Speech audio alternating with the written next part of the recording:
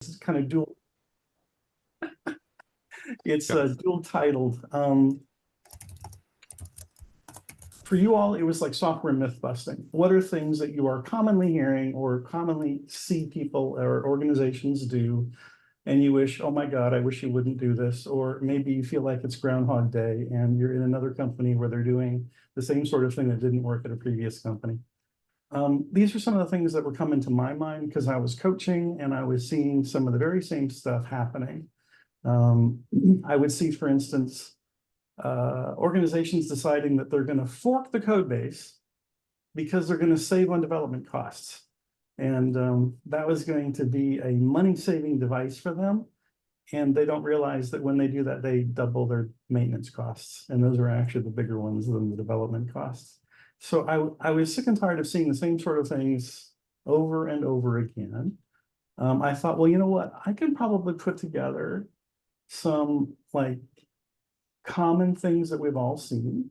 And I can probably put together a deck and give it to the non-technical folks and let them know that, you know, some of these things that I've seen commonly are not such a good idea and why they're not a good idea. So I figured we have either technical or non-technical folks here, and I can actually morph it one way or the other. Anthony has put together a mural board for me that will help us to actually see what's the predominance of what we have here as far as either technical or non-technical folks. You know, if you're technical, I'm assuming, you know, you're familiar with XP engineering practices. That's not the only litmus test, but that's part of what I'm talking about. So yeah, so go ahead and join that mural, and what I'll do is I'll start a voting session if you don't mind. So in fact, let me have you all follow me. So you can follow me if you're there. And we're on the first area there is the check-in area. And what I will do is I'll start a voting session here.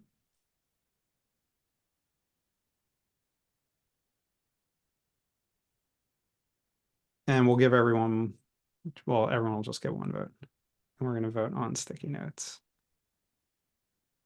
So if you haven't done this before, you can just click on the sticky note once I start the voting session.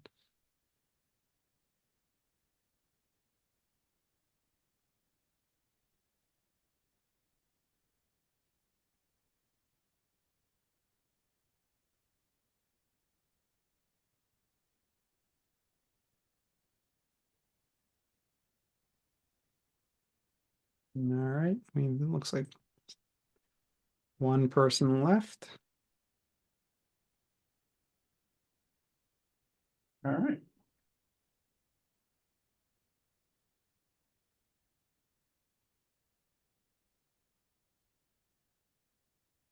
All right, we have 11 to 1.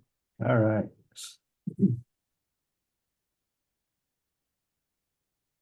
So part of what I might do, or part of what I thought I would do, is I've got a bunch of different topics that are kind of covered. They're mostly for, like I said, this is like intended for a non-technical audience, but it also is about sort of myth busting on things that you have seen, you know, folks do before. So I don't mind kind of shortening up the talk a little bit, and then we open it up for dialogue at the end. And the things I would love to hear, or I'm hoping we would all like to hear, is what are other software myths that you think need busting? And or what have you found effective when talking with non-technical decision makers about, you know, the implications or the decisions that they're making about what to do next? Because I have seen some, like I said, very expensive decisions getting made that, you know, we probably could have helped them change their direction if we knew that they were coming, or if we could actually communicate well. And I do believe that communication is really important. And so the communication between technical and non-technical is sometimes an art form. So I was going to say, if you're interested, we could have a dialogue at the end about what different folks have seen working in their experience. So Mike, would you like us to prioritize the topics? Okay, so because we can't hit everything, I've got some of the topics that I have in my deck, and the number of slides is the number that's on that, the sticky note. So that'll give you an idea of relative size. And so I thought what we would do is just sort of do a dot vote on the topics, and whatever gets the most hits, I would start with. There might be a little bit of background I need to hit first, but then, we would make sure that we would hit them kind of like most voted on to least voted on. You want to give everyone one vote? Oh, I don't know. I think you can give them two. Two There's actually votes? a formula, but I didn't think to internalize it. Okay, let's do two. Give me one moment. So I will bring you all to me. We are on the area to the right of where we just were. And you have two votes to click on any of those sticky notes. Oops, Okay. I'm sorry. Hold on. I double clicked the sticky and it went blank. Can you undo? Well, we don't have it backed up. Do you know which one that was, Mike? It was the middle one. It was refactoring quality. It's blank for me now. Is it not blank? I have a feeling you might have inserted a blank one on top of the one that's there or something like that. Okay. Can you stop the voting and let me fix it?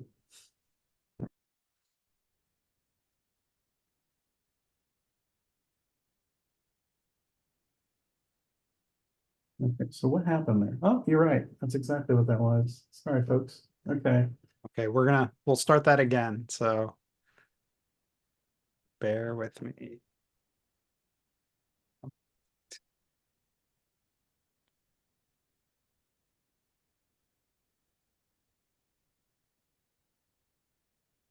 All right, so everyone should be able to vote now. You have two votes.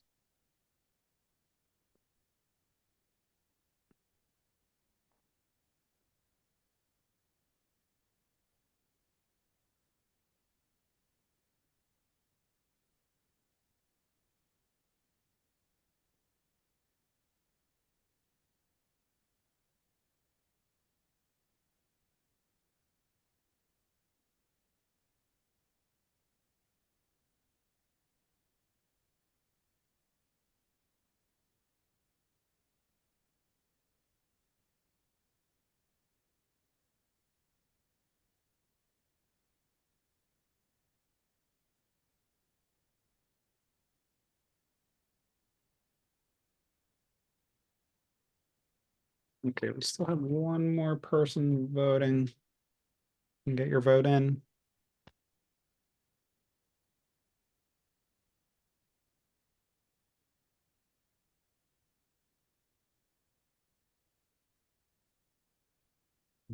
Let's see. If you're still voting, let me know. Otherwise, I'll end the voting session because we have one person who hasn't voted yet. Okay.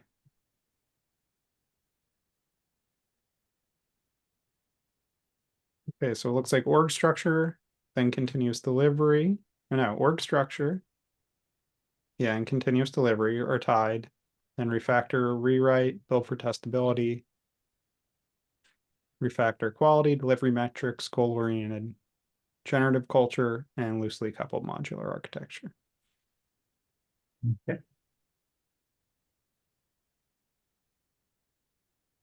Trying to think of how I'm going to leave this up so I can see it while we go through the rest of it.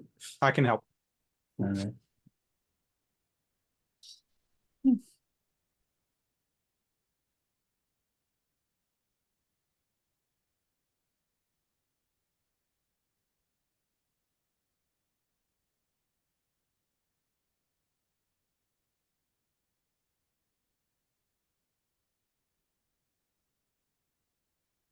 Okay, I think I am sharing my slide deck.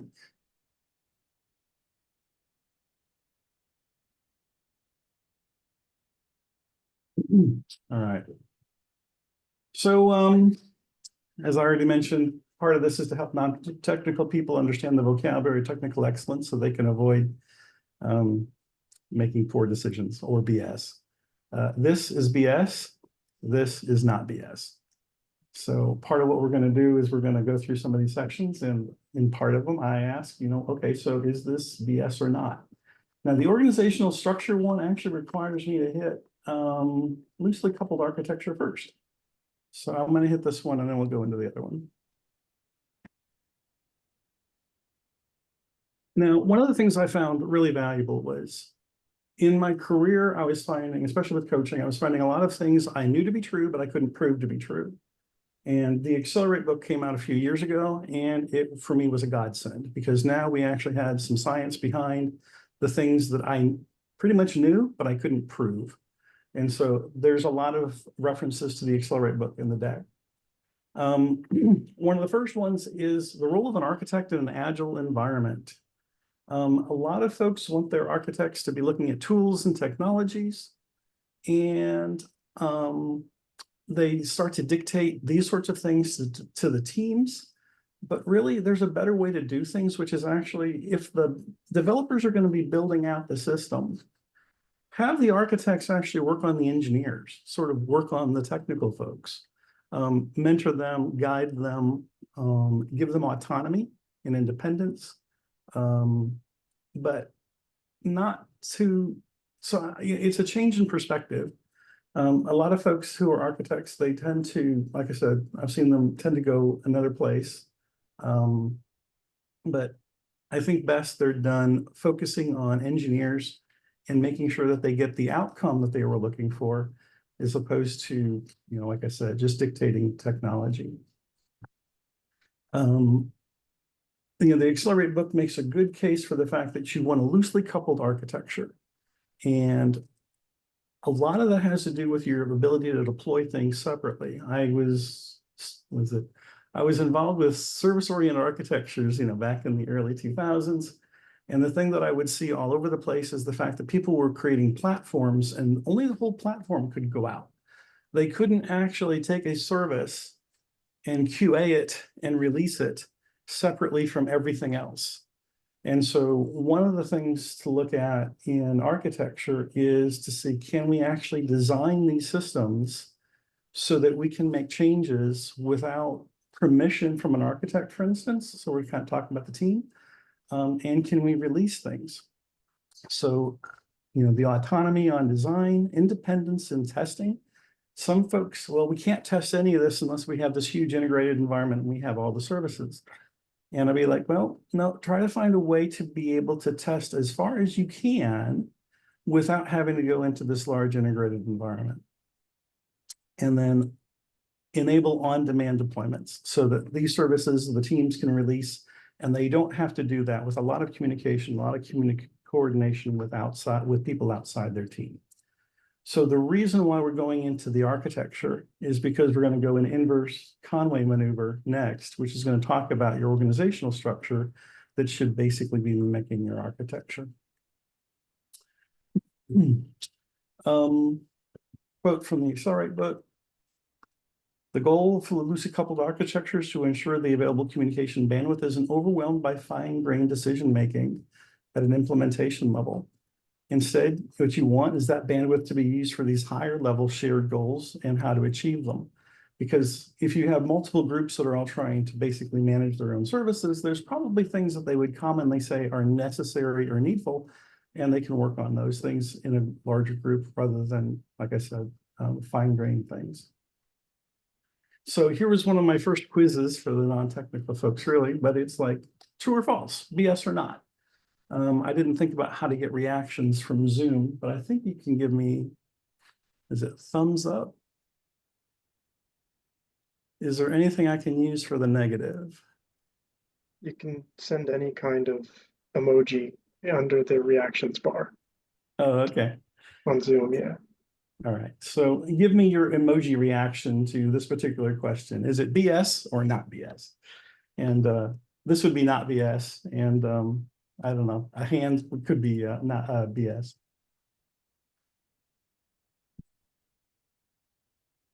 All righty. I got some of those. Yep. So ideas: architects should collaborate with teams who build and operate their systems. Architects should enable teams to involve their products and services independent of other teams. We're not trying to get them focusing on these technologies. Moving on. Okay, here's your obligatory Dilbert. I'm not going to read this to you.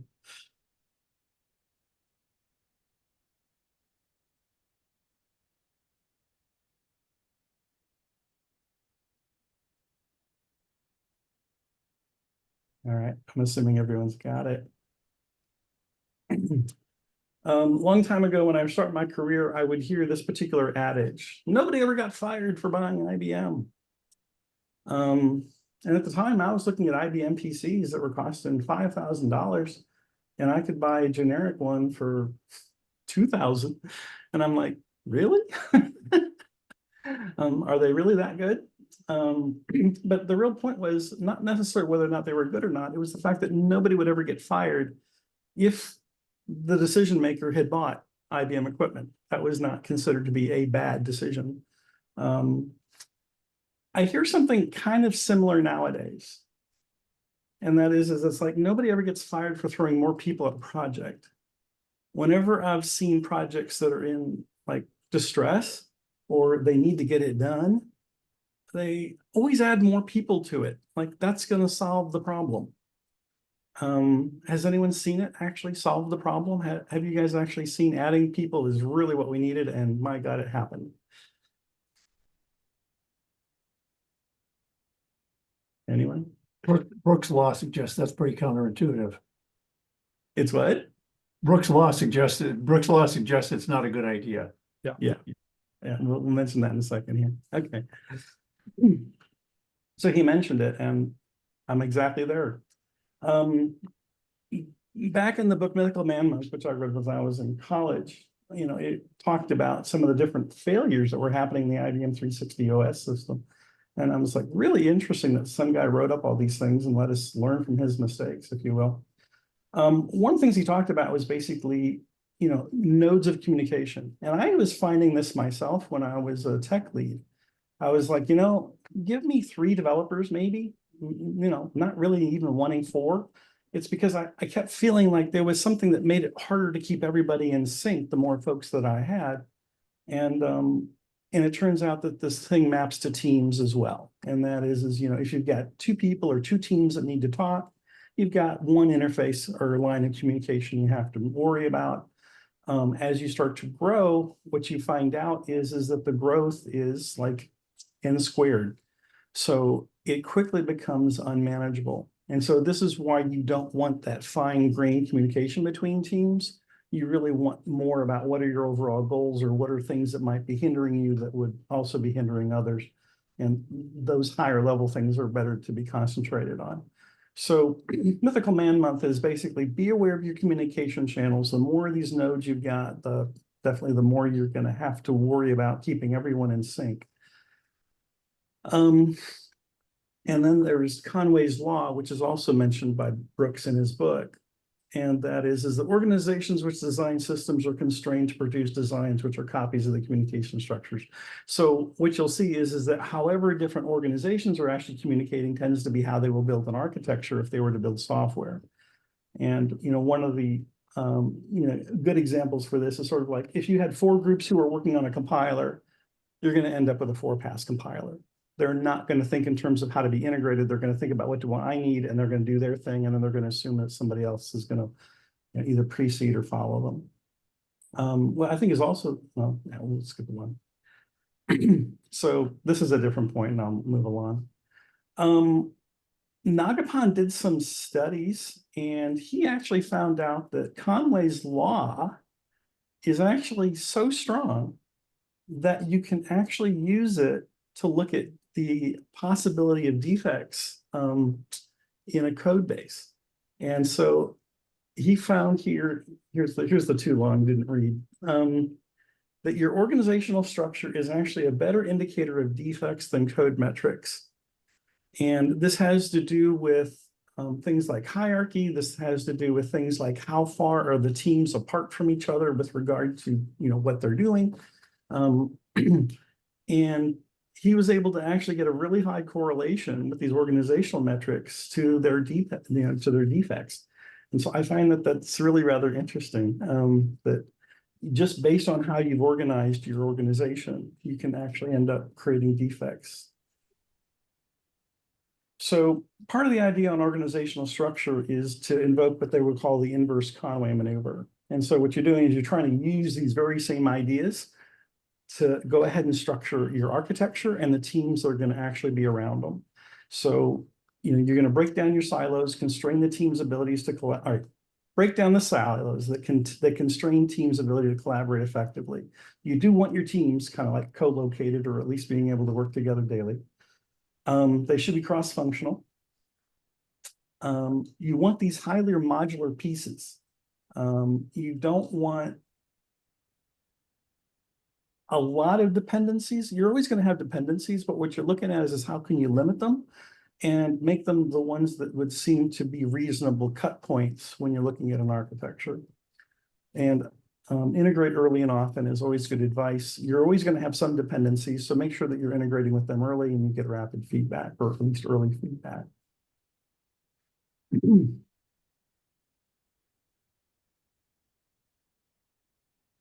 And this is Nagapan again, just saying, look, designing your organization is just as important as the system itself. And so looking at the architecture and having the organizational structure mimic the architecture or help you to create the architecture you want is the way you want to go after it. So this is one of the things that floored me when I was reading it in the Accelerate book, and that is that if you've achieved loosely coupled, well-encapsulated architecture, you have the organizational structure to match, you can actually increase delivery performance and grow your engineering org either linearly or better than linearly. Did I hear a comment or a question? Okay. So this one floored me because this is one of the first evidences I've found that when you add more people, you can actually get more productivity. Because everything else I had always seen had looked like that traffic jam at the beginning. We would just have people who were like showing up. You would have you'd have the problem that you'd have to get new people's environments set up, and they didn't know what was happening, and there were constantly a drag on the folks who actually knew what was going on, and so that was always a problem with the way that folks would add folks to projects. So, not to be tricky, but here's a quiz. You can add more people to an organization to get more done.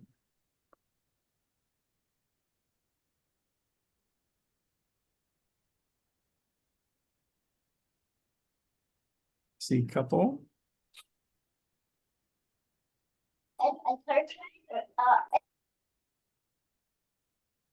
right, moving along. I actually went with not BS, but you have to know how to do it. And what we talked about is the stuff that we just talked about, which is you can't just do this willy-nilly.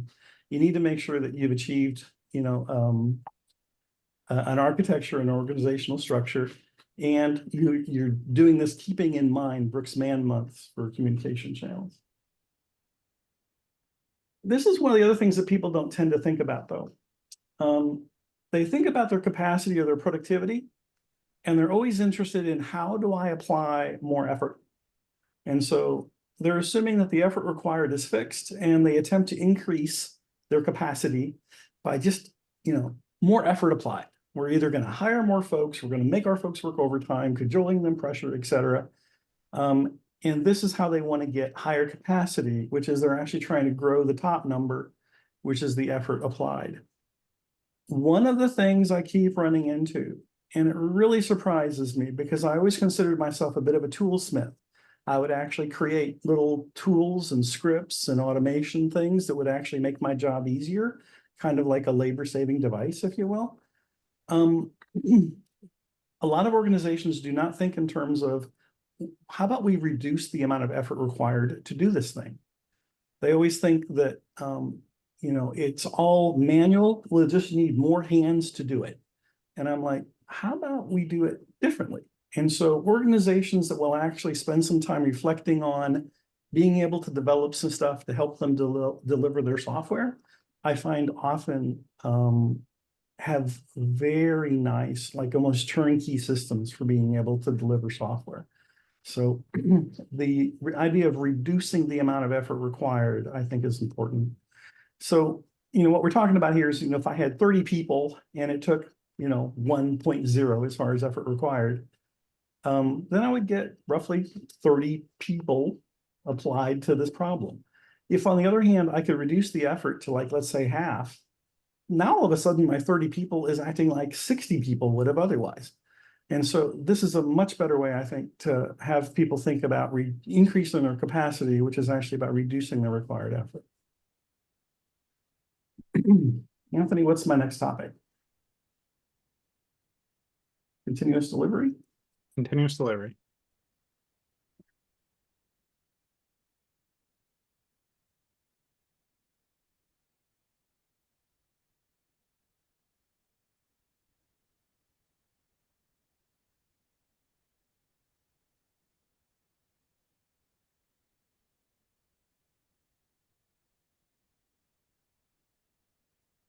Okay, so someone made fun of me and put this slide together and I kept it. When I started doing software in an agile process, and we had a lot of automation involved, what I was finding was the flip of what I used to find in waterfall. In waterfall, it always started somewhat relaxed and it was always finishing under a lot of pressure. What I was finding when we really had a nice agile process running is that if I had stress, it was really at the beginning of a project when I knew the least about everything.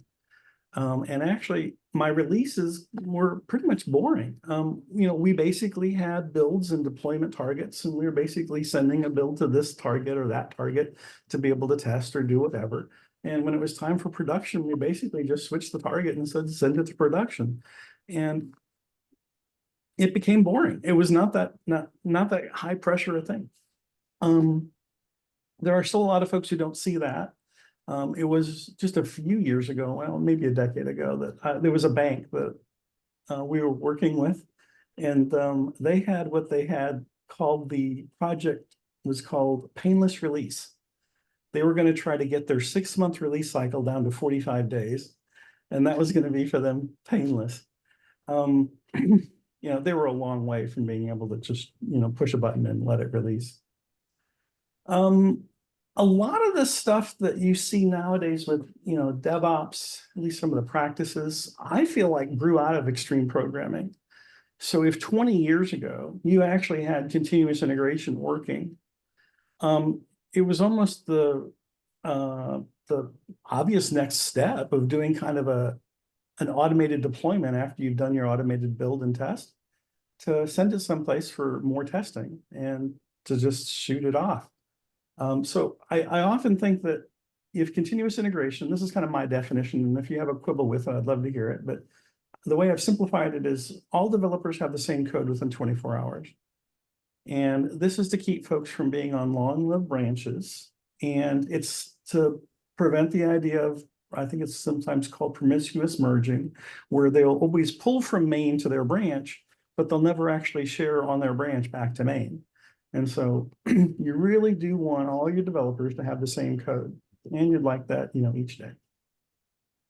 I believe that kind of grew up into this continuous delivery idea where you would do all your builds and deployments in an automated fashion, but when it was actually time to release, you'd push a button and now it would go to production.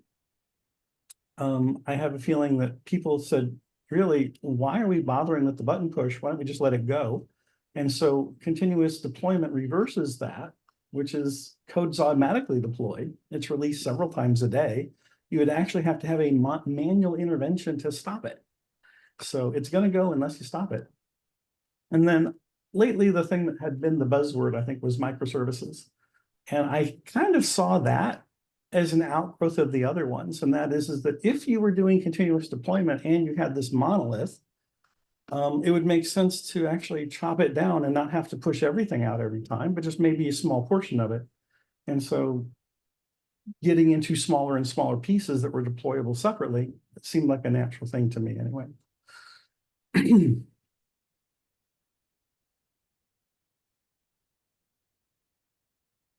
If you're, of course, shooting for continuous delivery, these are some of the things you're going to need. Continuous integration and the automated testing, I think, are key. Looks like we have somebody else in the waiting room. I don't know if you want to admit them or not. I think I got them. Oh, okay. This is more of an illustration for how things would work for, like I said, the non-technical folks. And that is that we have pairs working on different pieces. And Alicia and Ben are working together. and they're going to commit their thing to the version control system. And when that happens, the build box actually pulls the change, runs some tests on it. If it's good, packages it up and sends it out to another box. And that allows for further testing. If it's good, really no reason not to just send it out to production. Same thing for Cindy and Drew.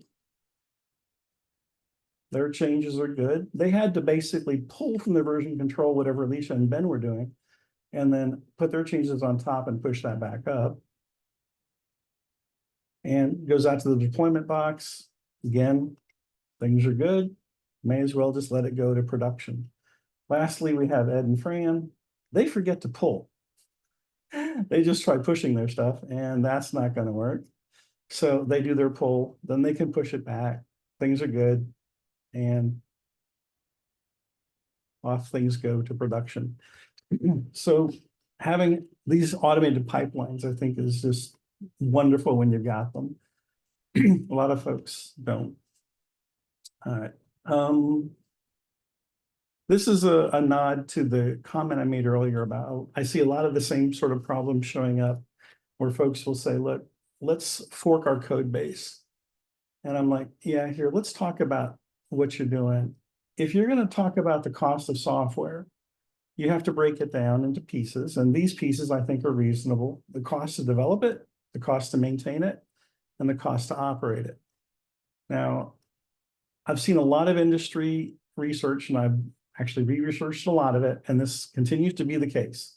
But the cost of development is dwarfed by the cost of maintenance. And that is it's like 10%, 90% to 25%, 75%. But the big end always seems to be on the cost of maintenance. One of the early things I used to think about with Agile is the fact that after iteration 1, you're all maintenance programmers. It's like everything you're doing in a later iteration is building on what's already there. You're having to keep it working and add to it. Since the cost of maintenance is the bigger cost, I was like, well, let's take a look at that one. It's the cost to understand the code, plus the cost to modify the code, plus the cost to test it, and of course, the cost to deploy it. Now, a lot of what I just went through with the continuous delivery was we made the cost of deployment cheap. But that doesn't necessarily imply anything about these other three pieces which precede it. Oh, and like I said, the problem with the forking the code base problem, I've seen this several times. I saw printer manufacturer that was duplicating their printer driver for each of their new printers. This was actually creating 10 million lines of code that they then had to maintain when they really needed at most maybe 1 million. So they just kept forking the code base with a new printer.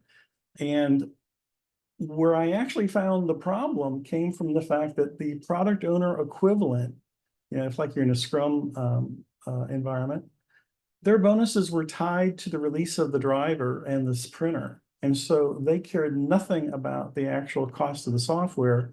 They only cared about whether or not their bonus was going to get hit, whether they were going to achieve their bonus, and they were pushing for, I guess, sorts of what I would consider to be sinful things on that road.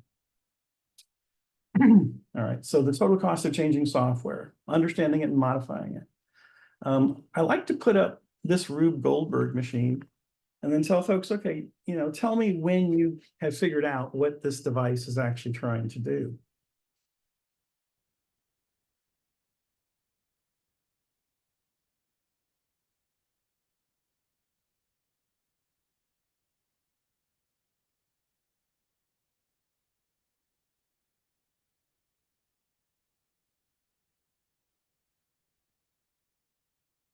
You can blurt it out if you got it.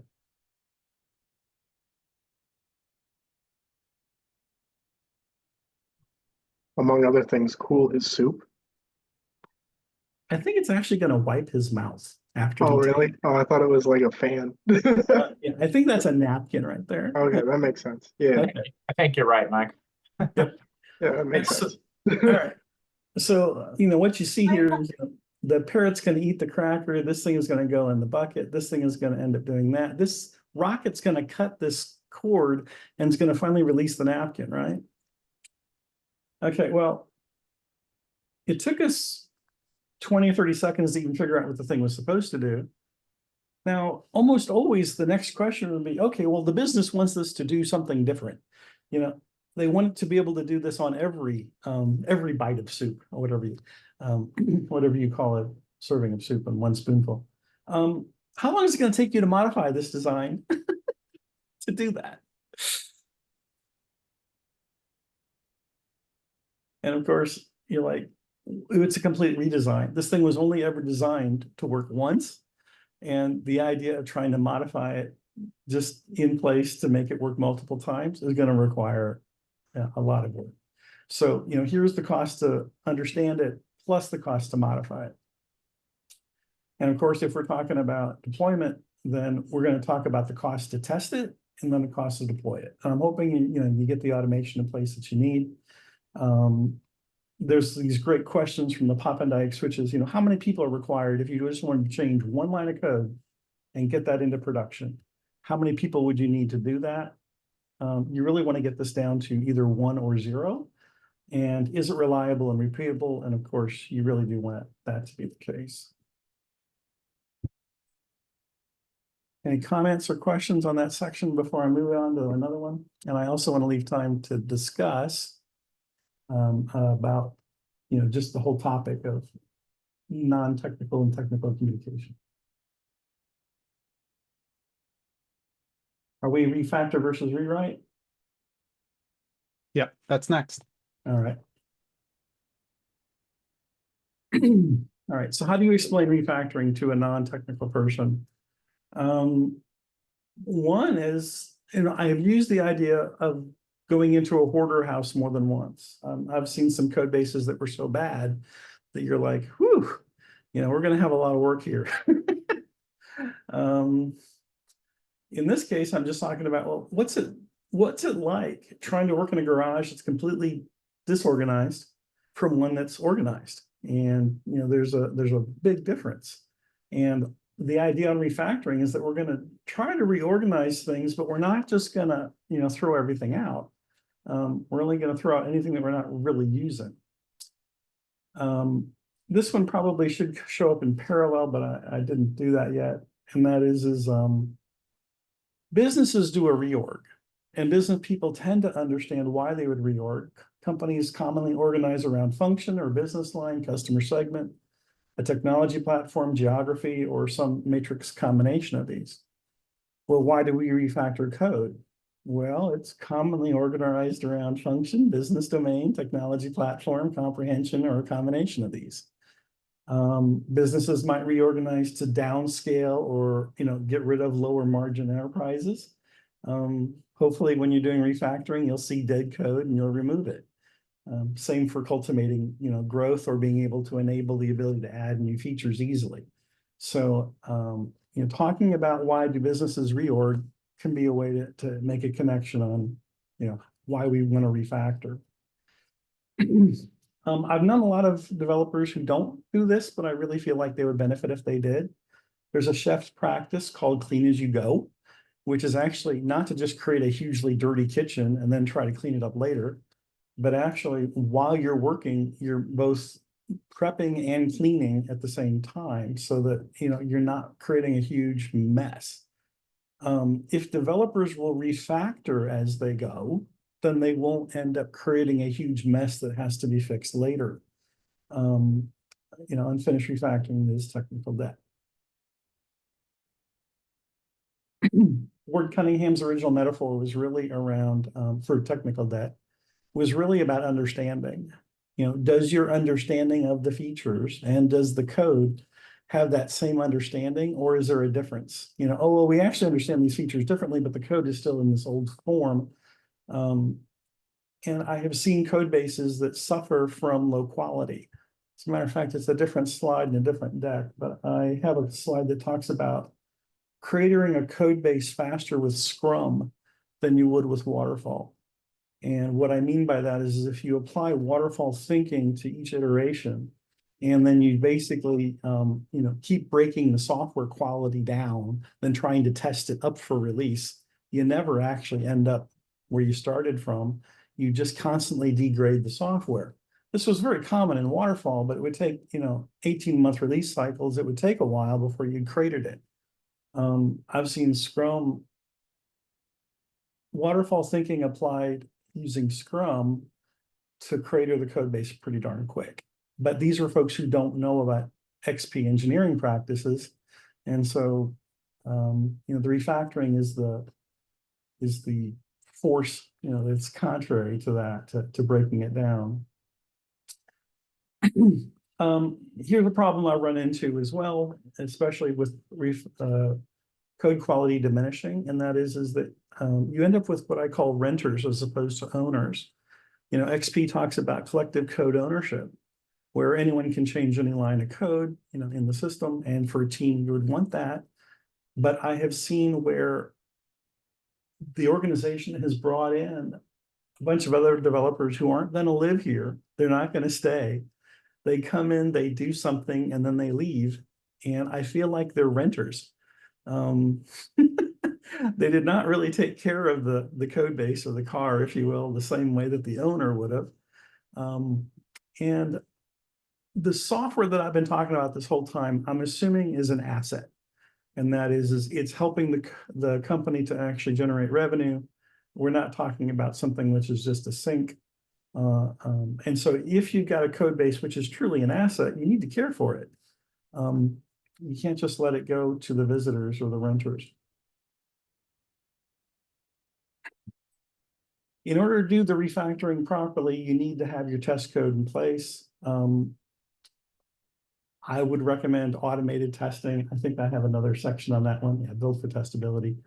But I've always seen the testing code as parallel to the production code. And it's just as tall as the system. It allows you to be able to test at all layers. And once you're finally ready, you can launch the system and leave the testing code behind.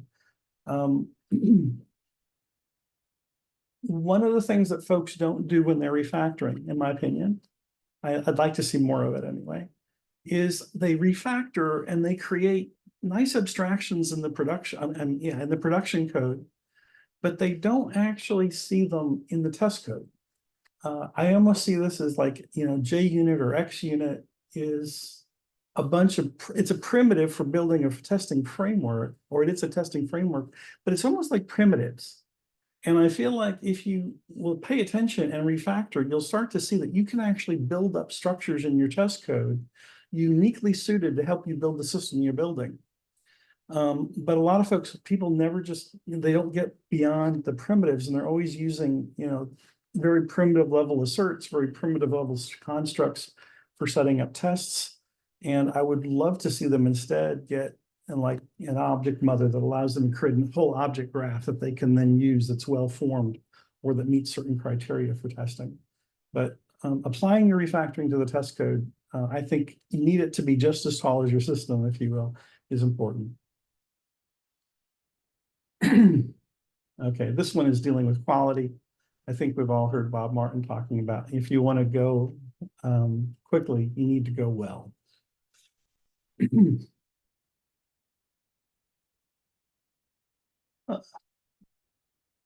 One of the organizations I was in, I was called the Technical Excellence Coach. And of course, I looked up the 9th principle of the Agile Manifesto, which says that continuous attention and technical excellence and good design enhances agility. And I read that word enhances, and I really got kind of disappointed because I don't believe that technical excellence is something that you sprinkle on top of a dish in order to enhance its flavor. I really believe it's something you need to build in. And Agile Testing is a very good book. I would recommend developers read it, but they titled it wrong. Most developers won't read the book like Agile Testing. If she had titled it like How to Create Great Software, I think it might have actually, appealed to a broader audience. But in it, she makes the comment, speed is a long-term side effect of producing code with the highest possible internal quality. And so here we can differentiate between internal quality, which is what the developers see, and external quality, which is what your testers or your customers or your product owner sees. I really believe that that word needs to be replaced in the Agile Manifesto, and that would be continuous attention to technical excellence and good design sustains agility. It's not just an enhancer. It actually is the thing that allows you to keep adding to a design and be able to deliver quickly. Okay. There's even, other industry research that talks about if you really want to shorten your product life cycles, reduce your defects. Okay, BS or not. Cutting quality will help us deliver faster. We'll fix it later.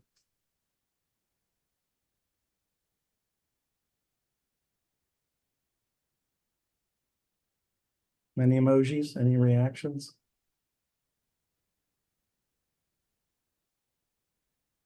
Okay.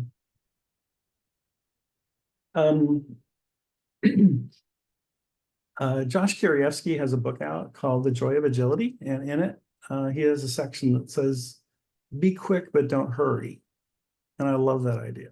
The idea is we don't want to rush things. On the other hand, I've actually found that when I'm on a high functioning team with a high functioning code base, we were able to produce an awful lot, and we were able to do it very quickly and not with a lot of stress. And obviously this stop sign here is going to have to be corrected, and it's actually going to take a lot more resources to fix it than it would have to have hopefully gotten it right the first time. When it comes to poor code quality, it actually can be cheaper up until the point where you finish coding. After that, the high quality code is cheaper.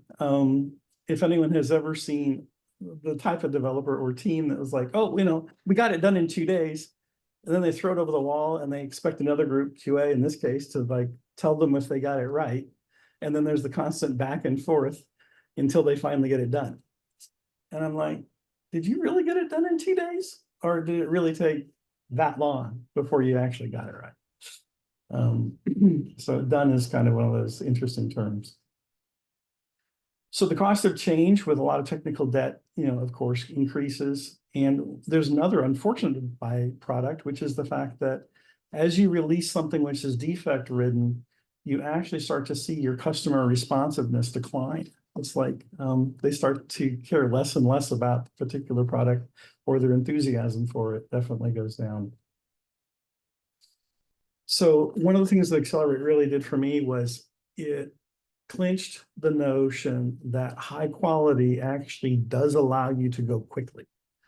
And instead, people would always say, well, let's just do it quick and dirty and try to fix it later.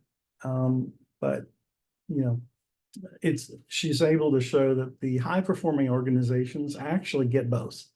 They have speed, they have stability, and they have high quality. So this was one of the things that I thought was huge. So what do you think? BS or not? We can reduce costs if we improve code quality.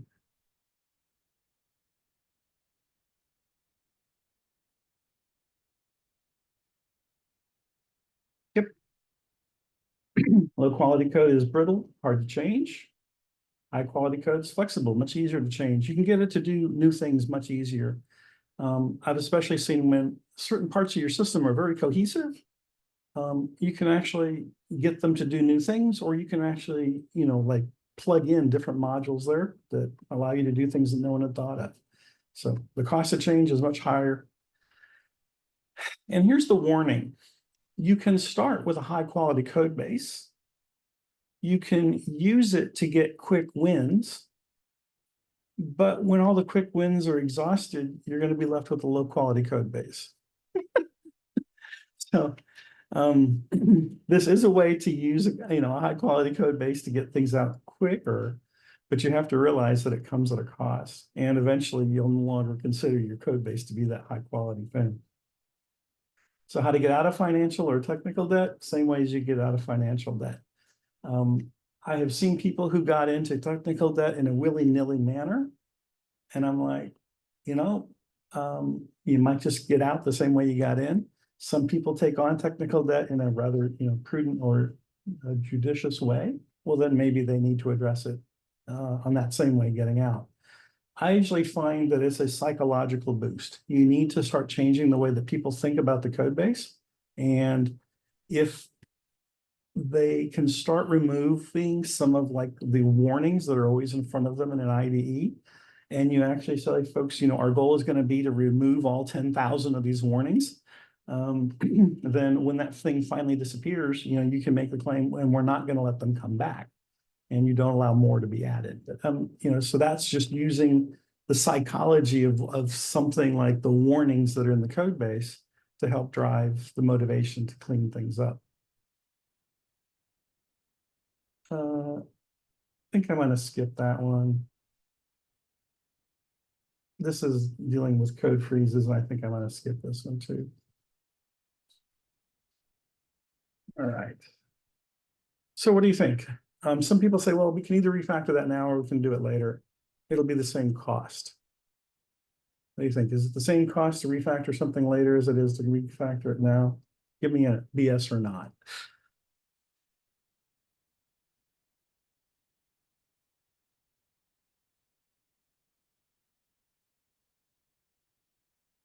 Yep.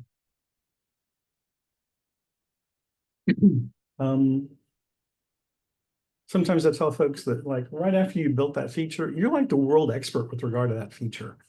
There's no one in the world that knows more about it than you do. And if you actually know what shape the code should be in for it, please do us all the favor of making that change, as opposed to, leaving it for whoever's going to pick up this thing next and have to add to it, because then they'll have to go through that cost of understanding it before they can ever do the modification for it. Yeah. If you don't fix it right now, more code will get layered on top of it. And it is quite possible that your tests became dependent on the bad structure, and makes it even harder to change when you want to, because, well, the testing is now tied to it. Let me do refactor versus rewrite, and then let's, dialogue if you guys have thoughts. This is what I always run into whenever anyone thinks about a rewrite. They're like, let's rewrite the code base. It'll all be rainbows and unicorns. It'll be so much better. Well, I've seen some of them do it, and they didn't get what they were anticipating. They got kind of a skeleton of what they were thinking about, but they never really got as much as what everyone was imagining.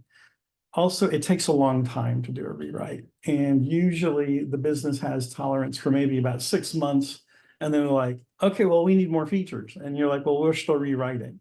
So I generally tell folks the rewrite thing is not going to work for you. You need to adopt a practice, Martin Fowler called it strangular line. And that is that you basically have to figure out how to incrementally choke out an old part of the system as you tease in or rewrite parts for the new way.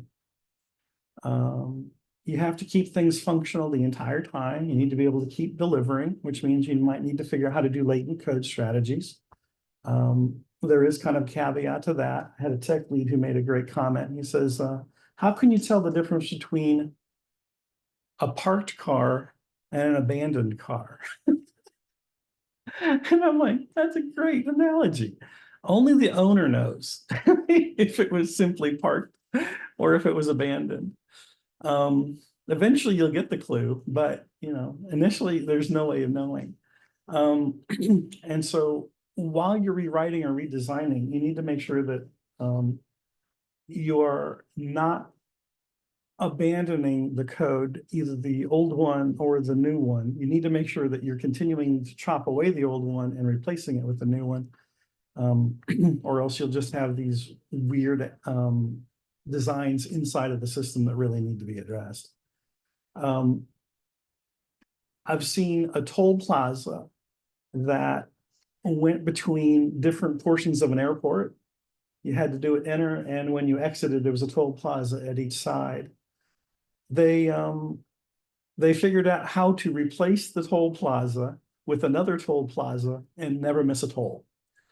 And I'm like, yeah, that's kind of the software analogy too. We basically need to keep everything functional, even while we're building the new one, and then we're going to destroy the old one. And so that's exactly what they did, is they ended up displacing it. They built half of a toll plaza. They routed the traffic through the half of the old one until they had that new portion finished. And then they routed the traffic through the new portion while they decimated the whole thing and finished the second half. So, it is possible, but it does require a different skill and a different way of thinking than a lot of folks have. As an analogy for bad code and how hard it can be to understand, we have this sentence here. I would never want to say there are not people on our campus that at first in the classroom are not hard to understand, at least until students get used to them, Watkins said. Now, if you had a paragraph like this, it actually takes you a while to figure out what the meaning is. Well, code can be written in exactly that same sort of bad way that makes it really hard to understand. So like bad writing, you can have poor code. And so better might be something like some faculty are hard to understand, at least until the students get used to them. So same meaning as the top one, but of course, we've changed the wording. Gonna skip this one. Some code is just simply stream of consciousness. It's the way that people thought about it when they did it. So they just wrote down their steps of however they thought about it. This code would need to be refactored. Sometimes they start with bad requirements. I've had business folks in the past say, just give me a button to do something. And I'm like, yeah, I understand what you're asking for, but it's not going to just be a button. We will find another way to build it. I'm finding that this now has a different analogy. It's now just give me an app. And there's one company I'm dealing with where the employees have to work with a tablet that has like 100 different apps on it. And obviously they went from just give me a button to just give me an app. And this is where, to do software well, you need to sort of redirect the business folks or the requesters into tell me what you're trying to solve and we'll solve it together.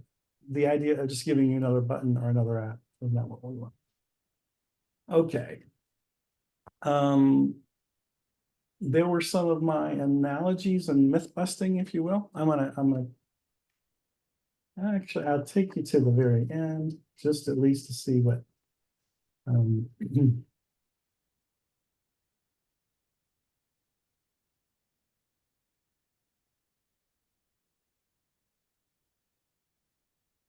so highly recommend the Accelerate book. Again, the things that high-performing teams do, loosely coupled modular architecture, inverse Conway maneuver for structure, build for testability and deployability.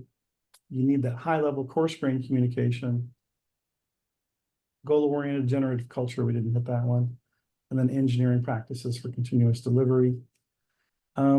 Really, if you can try to turn your software delivery process into something which looks like a conveyor belt, where you get it done, you publish it, it marches its way off to production, you work in small batches, and you ship frequently, you'll find that the world is a very different place, both organizationally as well as in your work life. All right.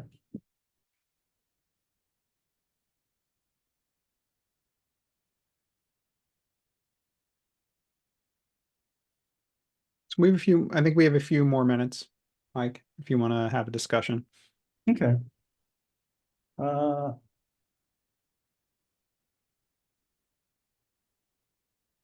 you think any of those framings help in talking to non-technical folks about technical problems?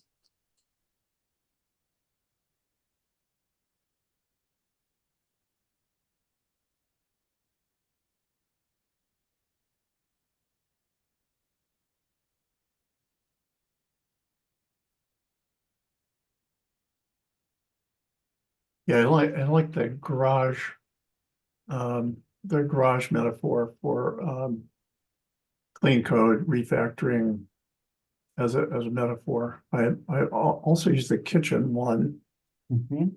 of 2 consecutive Thanksgiving dinners, and you don't start the second Thanksgiving dinner with all of the dishes and plates and pans and crap left over from the day before. No one in their right mind does, I should say. Somehow as programmers, we're expected to be in our right mind to do it anyway. Mhm.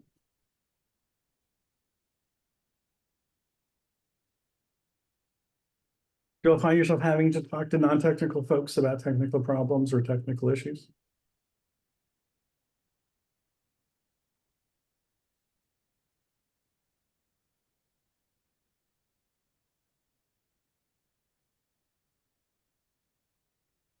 I think we have a poster child for the not focus on quality in Boeing right now.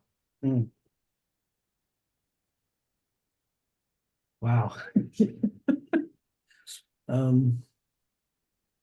I don't know, did they ever find how come those bolts never got tightened? I don't know, it's just bizarre.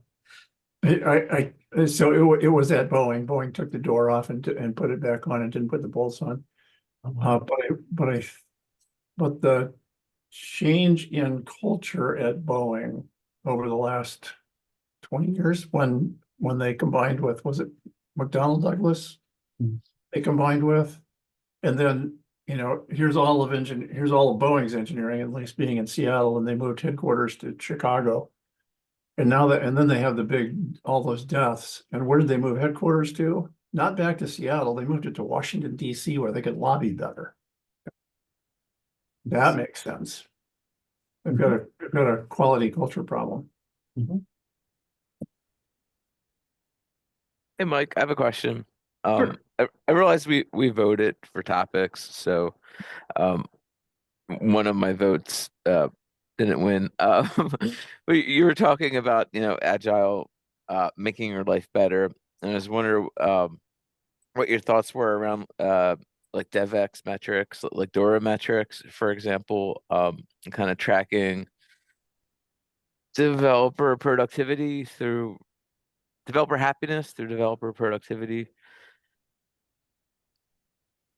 Like if you're like a yay or nay, or this is another scam. Well, even though I still kind of proudly say, yeah, I'm an agile coach, I'm seeing the way that agile is being realized in a lot of places nowadays as something which I really wouldn't want to be a part of. And so the thing that really attracted me to agile originally was I wasn't on a Death March project. We actually cared about what we were building. We were building the automation to test and deploy the software along with building the software. Like I said before, we got a lot done. We were able to push things out. As developers, oh, here's another third rail. I don't know. I see a lot of non-technical managers treating their developers almost like, infantilizing them. And I'm like, would you stop it? These are very intelligent folks who just choose not to do what you do, but they are actually, very capable. And I find those sorts of aspects, kind of distasteful. The Dora metrics actually, I think, are good metrics. It's hard to find a good metric, but all metrics or any metric could be used for evil. There's also additional metrics that I would have you do, which I just call health facts. Sort of like, well, tell me, how many lines of code do you have? When I said earlier, the printer driver company or the printer company had printer drivers that had 10 million lines of code, that tells you something. And when I tell you it really should have only been 1 million lines of code, that tells you something else. And that's just a fact. I'm not saying whether it was 1 million good lines or 1 million bad lines, but having 10 million lines was a lot of duplication. So I like the Dora metrics. As a matter of fact, the lead part of this deck actually goes through them in sort of a friendly way. There was only one metric I felt was missing, and that is there was one company I went and I asked the operations manager, how often do you reboot the servers? And he said nightly. And that told me that he did not have a whole lot of confidence in the software that was being delivered and running. And the Dora metrics don't actually address that particular problem. But I would have considered it a quality problem. He was proactively doing something so that it would not fail. But I would have almost liked to treat that as if it were a failure for the Dora metrics so that we would look at it and try to improve it. Also, I don't know if this is necessary or not, but I actually would prefer the Dora metrics. They're always seemingly worded in terms of team metric. I would actually rather have folks focus on the baton, not the runner. And that is let's have the Dora metrics on a service. And actually the team might, I've seen this before, might actually be custodian of multiple services. And if we actually capture them per service, the metrics might actually help the team to look at, oh, you know what? We have the proof that this one over here is giving us trouble. We need to spend some time to fix it so that we're not constantly chasing things down. So that's where I'd like to see the Dora metrics more applied to, you know, the code base or the service, not to the team.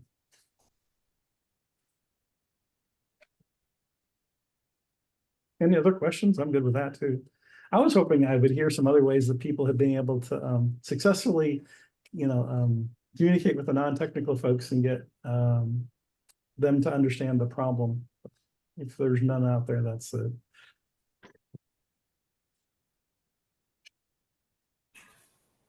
Oh, I had one question. As far as the book that was referenced, Accelerate, does that also reference Conway's Law in the beginning of the meeting, or was that pulled from a different resource when you were studying the different facets? They mentioned the inverse Conway maneuver, but you're not going to get a whole lot of material on it. If you want to go deep, I can help you. I was just looking on my bookshelf. The book's called Team Topologies, and I think I really love that book because it talks about how to organize your teams for fast flow and how to they give you like recipes for breaking up. If you have a monolith, so like how to find those, I think they call them fracture planes, ways to break them up. And then they talk about Conway's Law and the inverse Conway maneuver. So that, I think if you want to go deep there, I think you'll get a lot out of Team Topologies. Okay, organizing business and technology teams for fast flow. That's it. Yep, awesome. You got it. Thank you so much.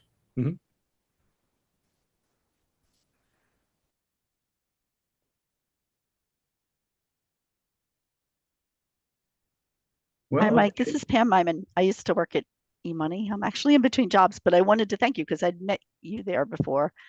I think when we were in person, Anthony, down in the room where you brought pizza in. But I really appreciate, because I'm trying to just to make sure I keep up on stuff. So I really appreciate this and thank you. Oh, good.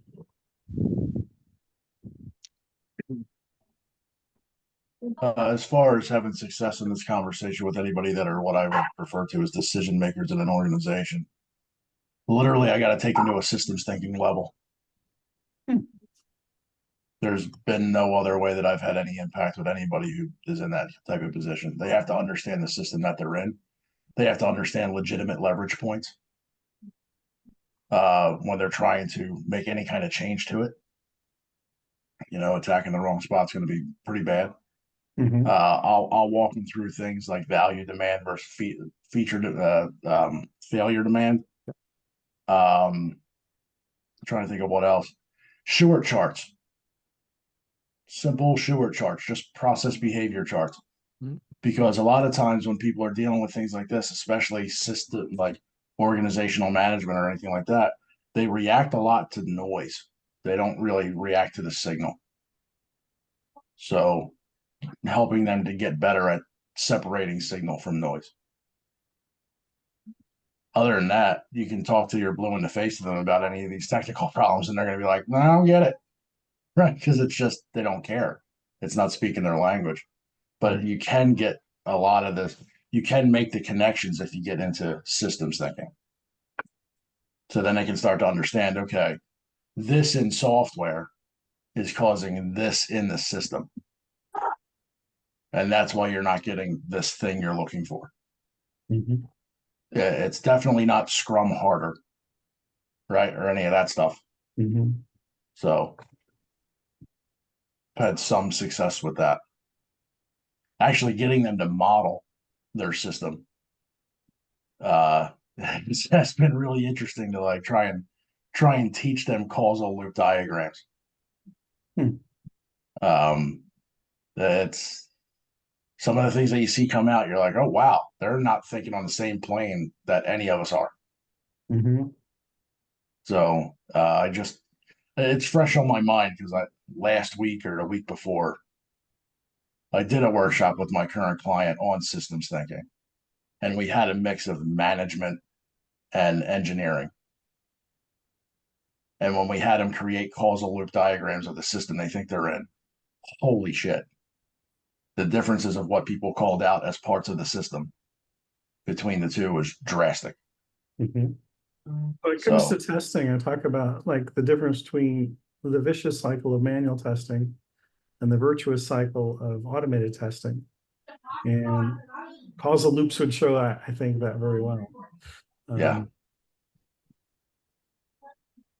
Yeah, but even when you're talking about testing within organizations, the way that they're looking at it, they're looking at quality control, right? They're looking at not so much. That's probably a different conversation. I'm thinking of the thing that I was just in today, so it's probably a different conversation. They look at quality from the aspect of test the thing I just built. Yeah, criticizing the system as opposed to speccing the system. Yep. Right. Test this thing I just built to make sure it does what that it is the thing I just built. It's like I just had a conversation with somebody who refers to himself in that coach term, and I don't use it for me anymore. I prefer agitator. But they said, oh, we have a goal to learn TDD. Why? Why is that? That's not a goal. Like, well, what's the point behind doing it? Right? Like, you got to understand the purpose of something like that.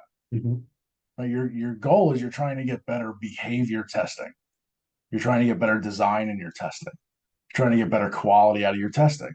So you do something like test-driven development, right? It's not, the goal isn't to do TDD, and you wouldn't get it. So I had to say, okay, great. You wrote a test that tests if your method exists. Then you created your method. Now you have coverage. Woohoo! Right, your test is meaningless. So I think you have to have even conversations like that with managers, to go back to your point about managers aren't, it's just like what people refer to themselves as coaches nowadays. You have zero experience, you have zero context, and you have zero understanding of the things that we're trying to do. Get out of the way. Yeah. For a lot of coaches, I would like to actually ask them, have you ever seen a high performing team? I'd like to ask you if they've ever seen code.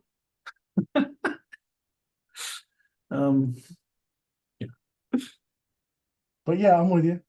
Oh yeah, define a high performing team. Oh, we're really good at handoffs. Don't get me started. Right. A lot of the I call them CTCs, certified template coaches. Oh, there you go. Okay. Yeah. We've got a mural template. I know what to do now. But yeah. As far as this is concerned, to your topic today, yeah, the systems route's the only thing that's been any leverage for me. Okay. I also had a warning. I think I kind of mentioned it. Now, this is you won't make progress if the folks' incentive structure is opposed to what you're proposing. Yep. Back to leverage points, right? Yeah. Like where's the leverage in your system? Yeah. And unfortunately, I've seen some systems that do well, adding more people to them, allowing them to have a kingdom building exercise, as opposed to any kind of efficient code base. Yeah. I don't know, Dan, you've been on mute. Anything?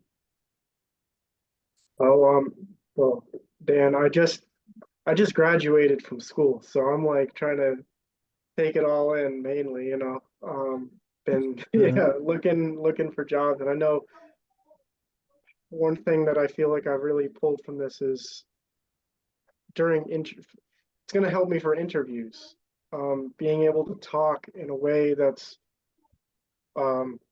sometimes describe things that I have good technical skills with to somebody who might not really know it or even really care, just look for buzzwords half the time.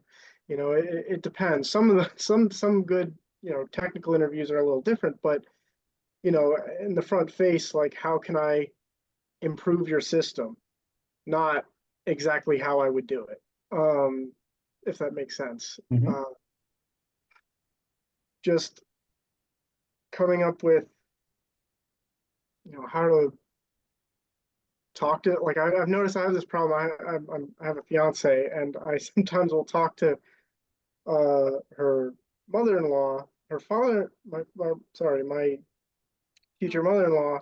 Future father-in-law is a lot more technical. He had like a computer science degree, so I can just talk to him and he gets it.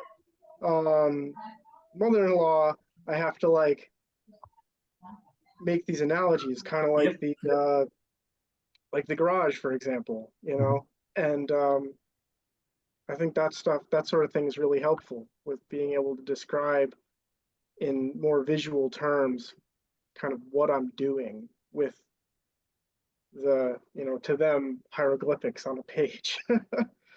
What's interesting about that, what could help you, sorry, I stepped on you a little bit there, Mike, but I've lived there. DAMP. If you take DAMP, that acronym, right? Talking about testing and looking at code and everything like that, and code quality, if you have descriptive and meaningful phrasing in your tests and in your code, then you can have descriptive and meaningful phrases in your conversations with people that don't understand. But it goes right back to, and Anthony, I know you've been going down this road lately, and I'm really happy to see it. Welcome to DDD, brother. But building that ubiquitous language will help too. If you do that in your profession with the people that you build software for, you're having conversations in the same words. Yep, totally agree.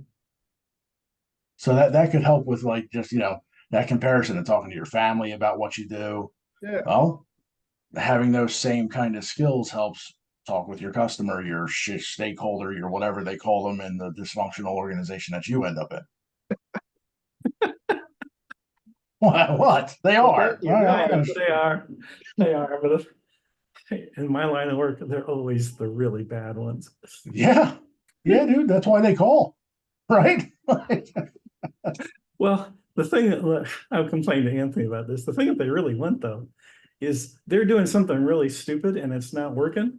So they're calling in a professional to see if he'll do that stupid thing and make it work. And I'm like, it's like, no, we don't do that.